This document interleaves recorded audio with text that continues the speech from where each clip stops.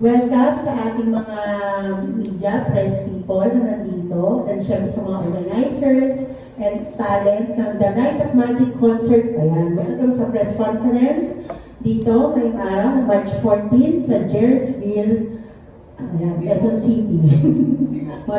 Timog. Jersville, Timog, Quezon City. So, I'm Miss Donna of Ganda Negosyo. I'm the PR and marketing of our event, the Night of Magic Concert. So, pakilala natin isa-isa yung ating talent. So, hold on wait. Let's start in the website. Yes, hello po. Magandang hapon po. Ako po si Magic Kid de la Cruz. Ako naman po si Magic Kathleen. Hello po, my name is Sparky, Magic Party po. I'm Magic DJ po. I'm Dr. Afluencia, the co-producer of this event. Hello po, good afternoon. Ako po si Magic Jubel. Hello, I'm Magic LB. Hello, I'm Magic Jenna. So, palakpan naman natin ang ating mga talent. So, welcome sa ating mga talent, syempre sa ating press. So, let's start the concert details, no? So, sa ating organizer, ma'am, kailan po mangyayari yung concert na inaabangan natin? On June 25, 2026, 7 p.m. at Music Museum. Yung ticket po natin, saan po available? For the tickets po, pwede niyo po kaming i-PM po. Isa-isa po kaming 7 artists. 4K po yung VVIP, 3K naman po yung VIP, and 2K po yung Gen Ad. Okay, so, isa-isa sasagot yung ating talent. Ano yung ipapakita nyo sa event or talent sa ating mga manonood sa ating concert?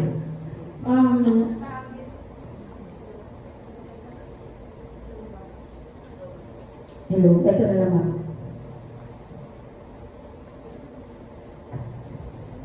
Siyempre po, sing and dance.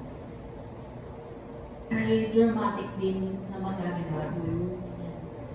And yeah, we're expecting po na yung mga original songs na nagawa at the moment. And yun po, sana ma-apply din po namin, ma-play and may pakita po sa inyo. And yun, that's any kind of magic performances po, may expected po sa amin on June 25. Ayun po, and meron din po kaming ilo-launch na song kami po na group, no, na ipapakita namin sa inyo on the concert po. At saka Magic po ang pangalan, so magpa-magic po kami doon. Abangan niyo lang po, bumili po kayo ng ticket para malaman niyo. And magkakaroon po kami ng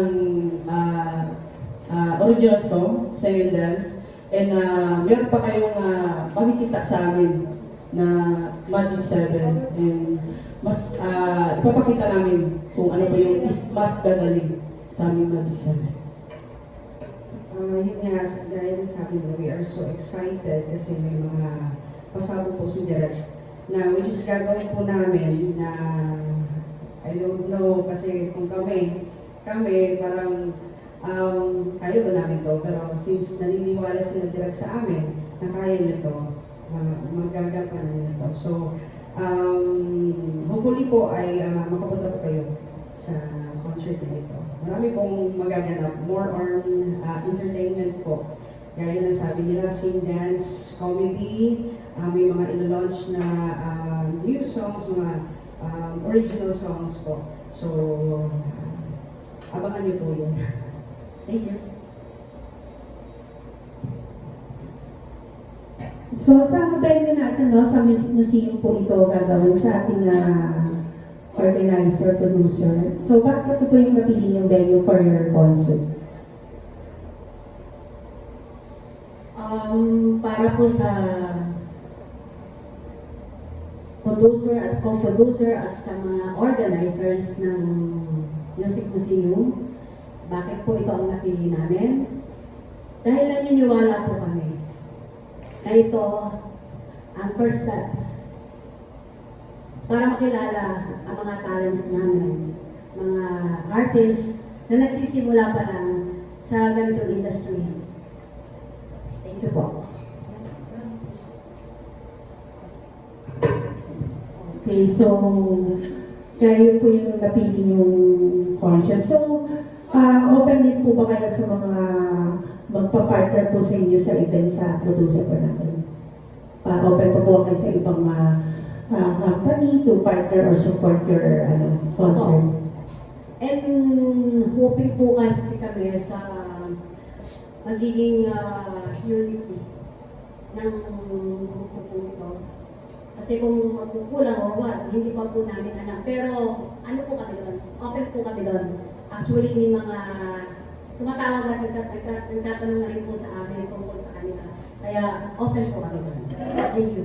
Yung mga company and organization Yes. to support Yes. your concert? Meron na po. Oo po. Marami na rin po nagtatanong sa amin.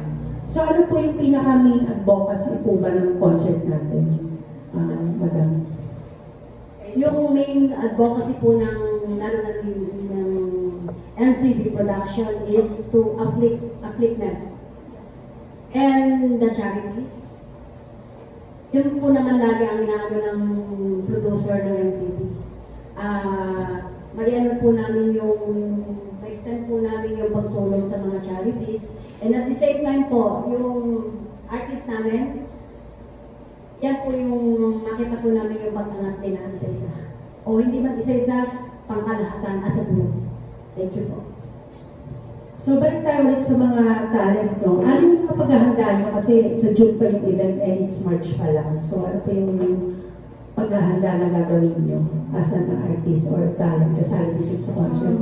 As an artist po, yung mga paghahanda or pinaghahandaan namin is, syempre, ang unang kalaban namin dito is magkakalayo po kami ng lugar. May taga Cebu, may taga ibang location po kami. So,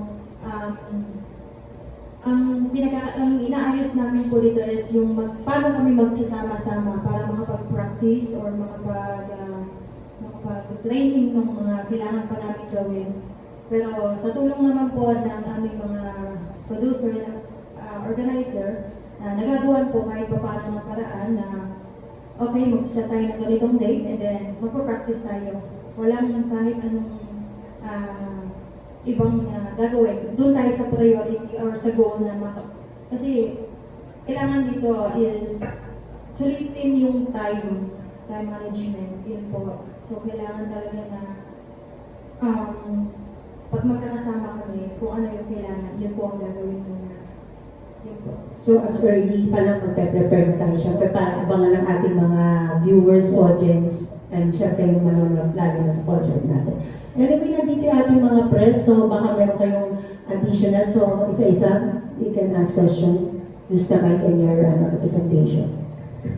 Hello, congrats sa lahat po. Especially sa kay Direk tsaka kay Doktor. Bali po, Dok, ano po yung nagpa-oo sa inyo na sumugal kayo sa pag-organize at pag-produce ng concert? Yung unang-una po is yung nagtiwala kami sa mga artists. Dahil alam po namin yung kakayanan nila. Magagampanan po nila bawat isa kung ano po yung in-expect ng bawat supporters nila. Kaya po, yun po yung paniniwala. Binigay po namin ng MCD Production yung paniniwala na magagampanan po nila yun at alam po namin na magiging successful. Thank you. Then, anyone sa sinabi dito, ano yung masasabi nyo na sumugal siya para sa inyo? Anyone can answer. Para sa akin po, thank you so much na dito kay Mami MCD, thank you so much na nagtiwala po siya sa amin, mostly po sa atin po. Maraming salamat, Mami. At kami pong lahat, gagawin po namin ang best namin na mag-successful po. Kagaya po ng part 1 ng concert namin, mas gagawin pa namin more para po sa producer, para sa mga naniniwala sa amin, mga babies namin, at mga supporters namin. Thank you po. Tama, pangalawa, may naman na concert. Opo, meron po kami ito. Okay. Okay na. And, yung part 1 po kasi, actually, nag-start yun sa pag-invite sa amin ni producer Melanie sa Bohol. Doon talaga nag-start lahat, which is kasama ko yung mga team Bohol talaga dito. So, doon nag-start na nagkita-kita kami kasi mga live streamer po kami sa TikTok po. Doon kami nagko-collab. Hindi pa kami nakikita talaga, personally. So, nung doon sa Bohol po, doon po naganap lahat na nagkakasama kami kasi nga, in-sponsoran po kami ni producer Melanie nung time na yon. So, doon kami nagkakilala. So, sabi ko kasi sa kanya, ikaw, master kasi tawag ko sa producer na. Master, sabi ko, master, ikaw talaga, panay ka sa, ganito sa amin. Why not produce a concert? Kasi kumakanta-kanta naman kami doon sa amin. Para at least makita din namin yung mga supporters namin. And at the same time, si Master kasi may ginagawang charity. So, sabi ko, why not produce a concert for a cause? Para din sa charity. So, doon talaga na-start ko.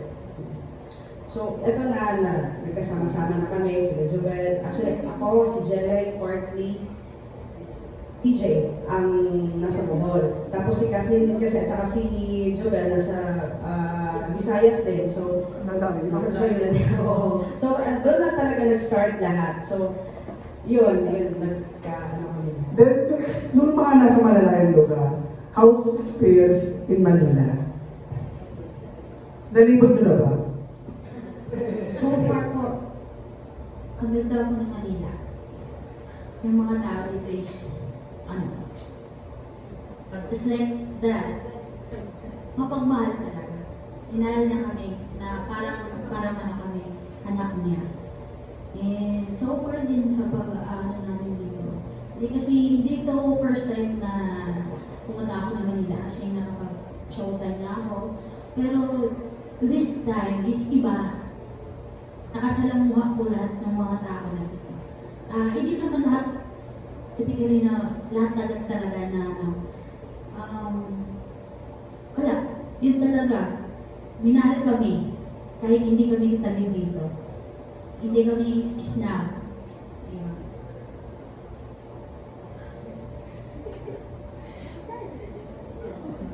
Alam ko, sa akin naman po, yes, same sa copy-paste. Hindi po, acceptance po, grabe yung, syempre parents na kung alawin nila kami, bibigyan nila kami, kahit anong pagkain, ganun po ang na-experience namin dito sa Luzon, sa Manila po. And napakagaan, worth it na gawing pamilya. Ang Magic 7 with daddy at saka mami yung CD. Kaya masaya po kami. And hopefully, same pa rin after. Thank you po.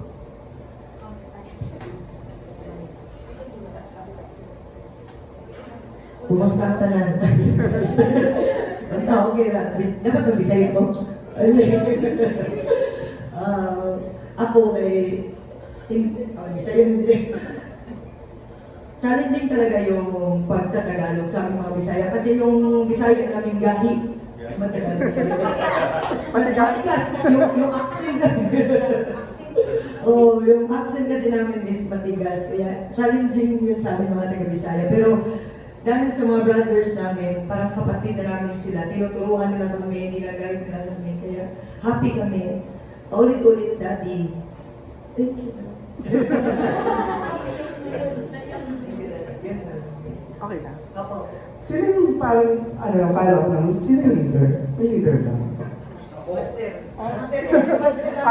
Si Eric. Hindi naman. So, na kasi kasi ako, mas ahead ng ilang years sa kanila. Ito kasi medyo ako. So, parang, in terms of, sa akin sila nagsasubmit.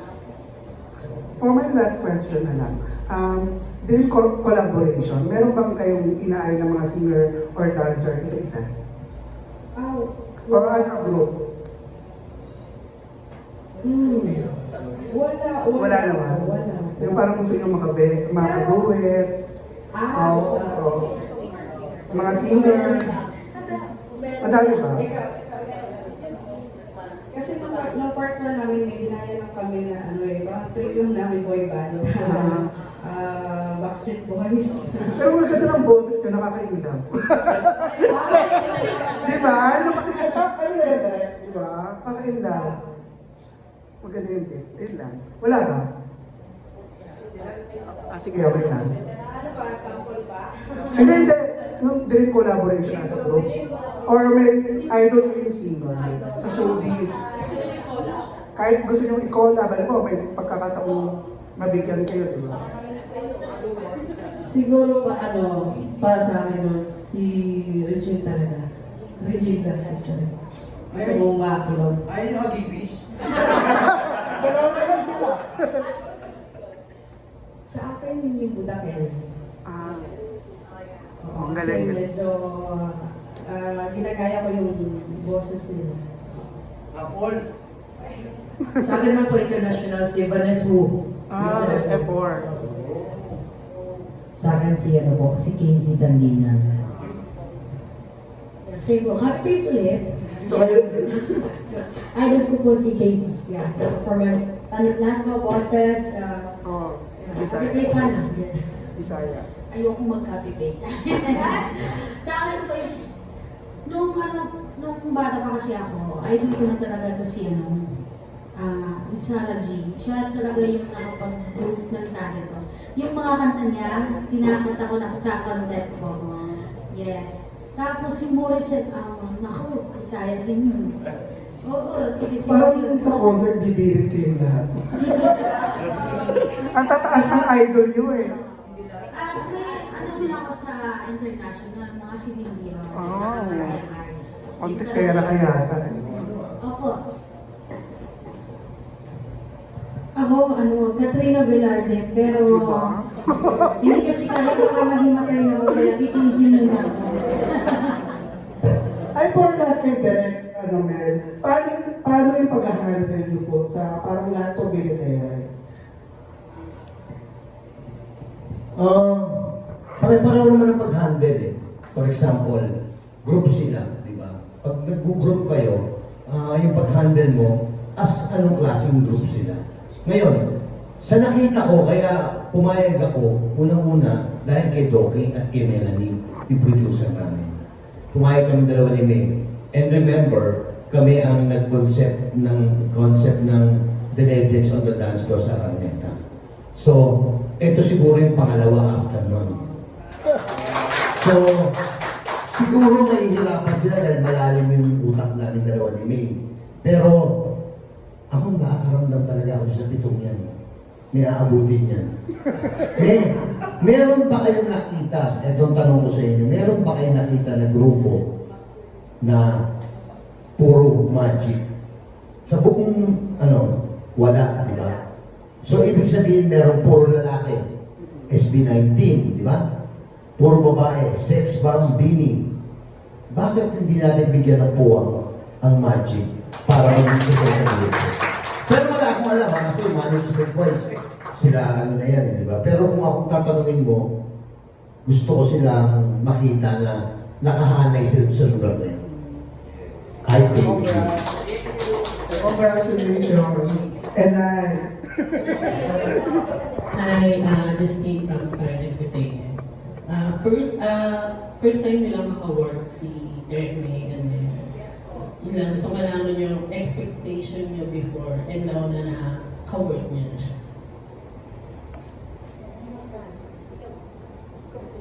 Nung una po, medyo kinakabahan kasi pag sinabing direct, Tito Mel, talagang magaling.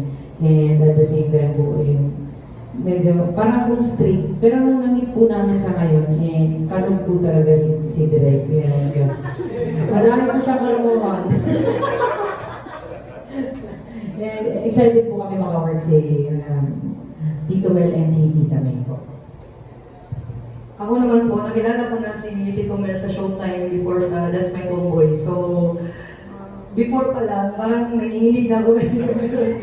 Pero alam ko mabait. Marami akong natutunan sa kanya before, kahit na sa backstage. Thank you. Sa akin, siguro personal development siguro. Kasi parang nakikita ko kay Tito Mel na parang magaling siya doon. So like, siguro kung kami, hindi kami masyadong marunong sumayaw, since kote ni Tito Mel ang pagsasayaw, baka maging string voice ka din ito. Yun yung expect ko di ba? Oo.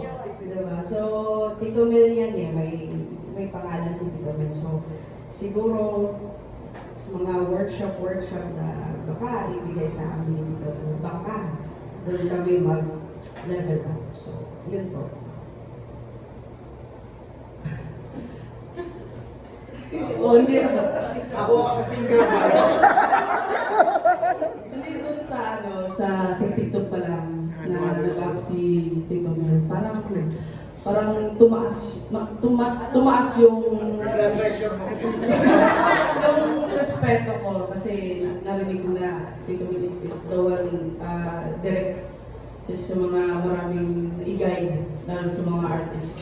And ang expectation ko, Tito Mel is stricto and mahaba yung ko ngayon expectation kasi kaming mga Magic 7 is meron pa kaming matutunan kay Tito Mel. And isa din sa mga excitement na makatrabaho namin siya and lalo na kay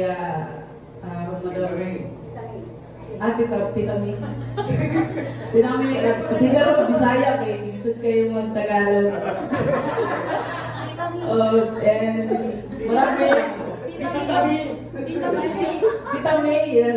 Pasensya lang po Tita May. And siyempre nagpapasalamat kami kay Doc. Hindi dahil Doc, kilala si Tita May siya si